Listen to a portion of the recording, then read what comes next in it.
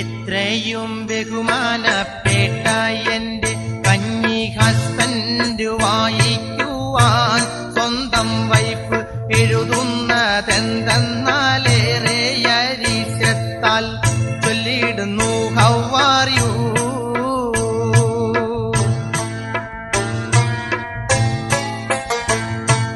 ഞങ്ങൾക്കെല്ലാം സുഖമാണിവിടെ എന്ന് കരുതി സന്തോഷിക്കണ്ട. കാലമാട നിങ്ങൾക്ക് അവിടെ പോവല്ലാത്ത ബിസിയെന്ന് കേട്ടപ്പോ കലികായേറി.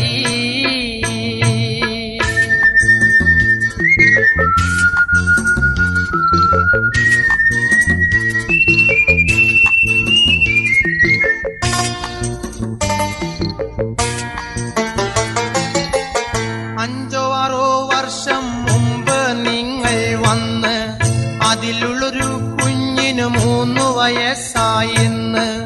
താനെന്തു പണിയാടോ കാട്ടുന്ന കെട്യോനെ, മുങ്ങിട്ട് വർഷങ്ങളാറായി താൻ ഓർക്കുന്നു. എങ്ങനെ ഞാൻ സഹിക്കും, എല്ലാം ഓർത്ത് ഇന്നും ഞാൻ ശപിക്കും. ദുഷ്ടാ നീ ഉടനടി മണിയോടരെടുത്തിട്ട് അയക്കുവാൻ തോന്നിയിടണം. എൻ പൈസയുടെ കയറ്റൊന്നു തീർത്തിടണം.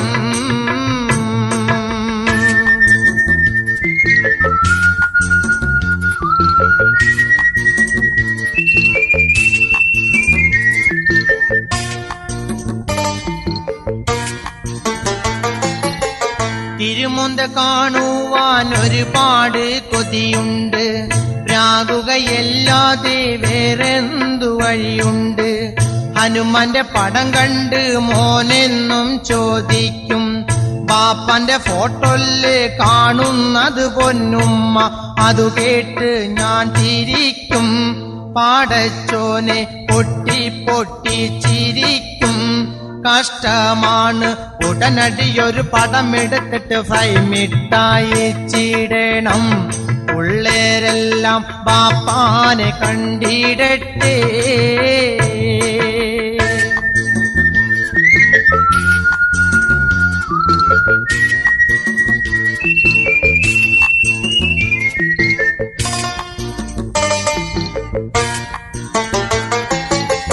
പൊട്ടണ് പൊട്ടണ് എൻ മാനം പൊട്ടണ്, ചുളമരത്തിന്റെ കായ പോലെ ഇക്ക.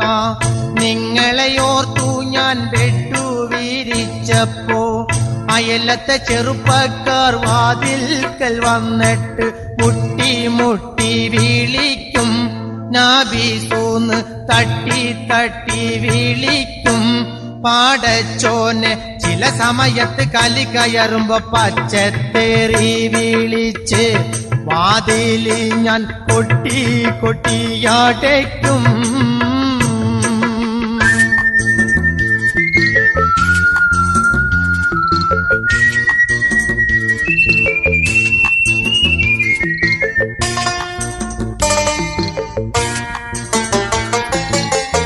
നിങ്ങൾ വരുമ്പോൾ എന്ത് കൊണ്ടുവരും? പർദ്ധധരിക്കുവാൻ എന്നെ കൊണ്ടാവൂല. വേണമെങ്കിൽ ചുരിദാറോ സൽവാറോ വാങ്ങിച്ചോ. കരിപ്പൂര് വഴി തന്നെ വന്നാൽ മതി കേട്ടോ. കസ്റ്റംസ് കാർ പിടിക്കും. സൂക്ഷിക്കണം, സ്വർണം കടത്തിടണം. 5 കിലോ ചുസിനടിയില് പെട്ടിക്കടിയില് ഒളിപ്പിച്ചു കൊണ്ടേരണം. വന്നാൽ നാട്ടിൽ ചെത്തി ചെത്തി നടക്കാം.